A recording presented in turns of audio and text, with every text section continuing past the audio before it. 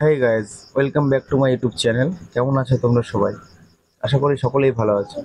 চলে এসেছি আজ নতুন ভিডিও নিয়ে। আজ ভিডিওর মূল অংশ হলো ইনভার্টার কম্প্রেসার অয়েল চার্জিং।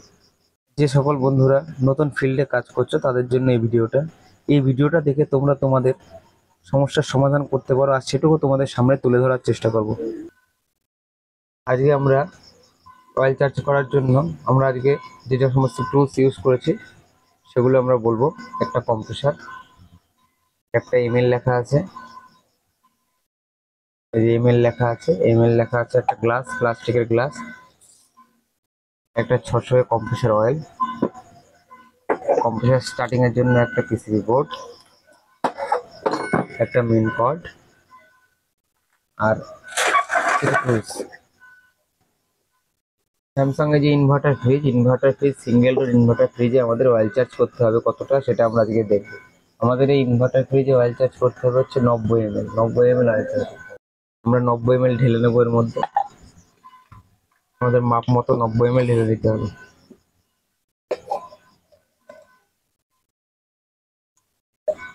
আমরা মাপ মতো 90 ml ঢেলে নেবো।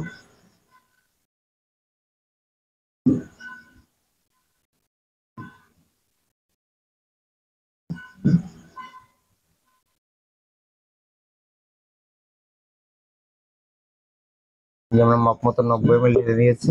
এবার আমরা কি করে অয়েল চার্জ করতে হয় সেটা দেখবো।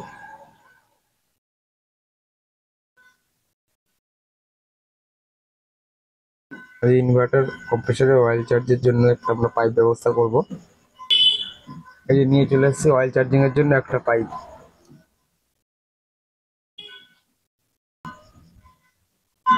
অয়েল চার্জ করার আগে এই যে আমাদের অয়েলটা ঢেলে রেখেছি, অয়েল চার্জ করার আগে আমরা দেখবো তিনটে লাইন কম্প্রেসারের।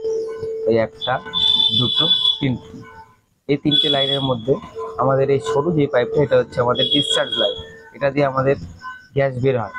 আর এই দুটো যে লাইন আছে, এই দুটো হচ্ছে চার্জিং লাইন, আমাদের সাকশন লাইন। যে কোনো একটা দিয়ে আমরা চার্জ করতে পারি। একটা আমাদের ক্যাপিলারি হয়ে কুলিং কয়েল হয়ে চার্জিংয়ে ঢুকবে। কুলিং কয়েলের সাকশন লাইন আমাদের একটা চার্জিংয়ে ঢুকবে, সেটা এটা হতে পারে, এটা হতে পারে। এবার আমাদের মেন যে পার্টটা, এটা হচ্ছে আমরা চার্জ করব কোনটা দিয়ে। আমরা এটা দুটো আমাদের সাকশন লাইন, আমরা যে কোনো একটা দিয়ে চার্জ করতে পারি। এইটা আমাদের নিচে কম্প্রেসারের নিচে আছে বলে, যেহেতু আমাদের অয়েলটা নিচে থাকে, স্টে হয়, তাই আমরা এই নিচেরটা দিয়ে আমরা অয়েলটা চার্জ করব। অয়েল চার্জ করার জন্য আমরা এই পাইপটা আমরা লাগিয়ে নেব চার্জিং লাইনে। এটা একটা ওয়াটার লেভেল পাইপ। আমাদের সুবিধার্থে আমরা এই পাইপটা নিয়ে এসেছি।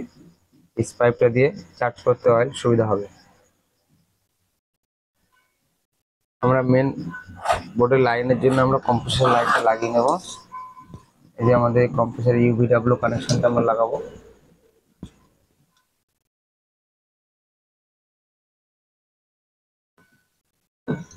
এই আমাদের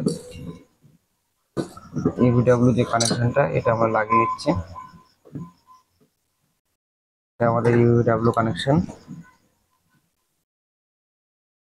এই ভিডিওটা আমরা আগেও দিয়ে দিয়েছি চ্যানেলে, যে কিভাবে এই ওয়ারিংটা সেট করব বা কিভাবে ওপেনে আমরা ওয়ারিংটা লাগাবো এবং কোন ওয়ারিং এর কি কাজ, সেটা আমরা আগের ভিডিওতে দিয়ে দিয়েছি। এই পিসিবি বোর্ডের ওয়ারিং লাইন সম্বন্ধে জানতে গেলে তোমরা আমাদের আগের ভিডিও দেখতে পারো। এখন আমরা এসি লাইন দেব। এসি লাইন দিয়ে আমরা কি করে কম্প্রেসার স্টার্ট হওয়ার পরে কি করে অয়েলটা চার্জ করতে হয় সেটা আমরা দেখব। এই যে আমরা এসি লাইন দিয়ে দিচ্ছি। আমাদের এসি লাইন দেওয়া হয়ে গেছে, আমরা সুইচটা অন করে দেবো। এই যে আমাদের লাইট চলে এসছে। এবার কি করে কম্প্রেসার চলবে 3 মিনিট পরে, যেহেতু ইনভার্টার 3 মিনিট পরে আমাদের কম্প্রেসার চলবে, এবং কি করে অয়েল চার্জ করবো সেটা দেখবো। এটা আমাদের থার্মোস্ট্যাট। আমরা এখান থেকে মেন ভিতর থেকে আমরা থার্মোস্ট্যাটের লাইনটা দিয়ে দিয়েছি।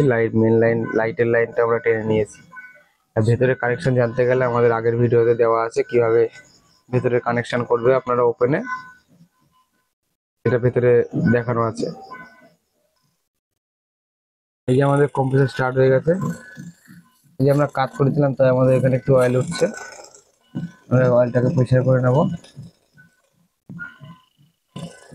এখন আমরা কি করে অয়েল চার্জ করবো সেটা দেখবো। প্রথমে আমরা কম্প্রেসারটা, এটা যেহেতু সাকশন লাইনের দুদিকেই টানে, এই সাকশন লাইনটা আমরা চেপে ধরবো। তাহলে আমাদের এই যে পাইপটা আমরা এটা পরিষ্কার করে নিচ্ছি। এই পাইপটা আমরা চেপে ধরবো।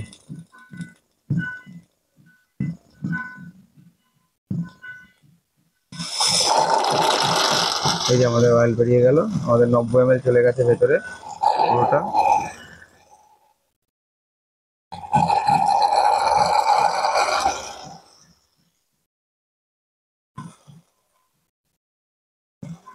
এই আমাদের যেটুকু দরকার 90 ml আমাদের অয়েল নেবে এটাই। আমাদের 90 ml অয়েল চলে গেছে আর বাকিটুকু বেরিয়ে গেছে। পরিমাণ মতো একটু বেশি হয়ে গেছিল, তাই বাকিটুকু আমাদের বেরিয়ে গেছে। 90 ml আমাদের ভেতরে ইন হয়ে গেছে। আজকের ভিডিও এই পর্যন্তই। আমরা মেন লাইনটা ফুলের সুইচটা অফ করে দেবো। কম্প্রেসার আমাদের অফ হয়ে গেছে, আমরা ওপেন করে দিলাম। আজকের ভিডিওটি ভালো লেগে থাকলে অবশ্যই চ্যানেলটিকে লাইক শেয়ার করে আমাদের পাশে থাকবে। এরকম নতুন নতুন ভিডিও পেতে অবশ্যই চ্যানেলটিকে সাবস্ক্রাইব করে আমাদের পাশে থাকবে।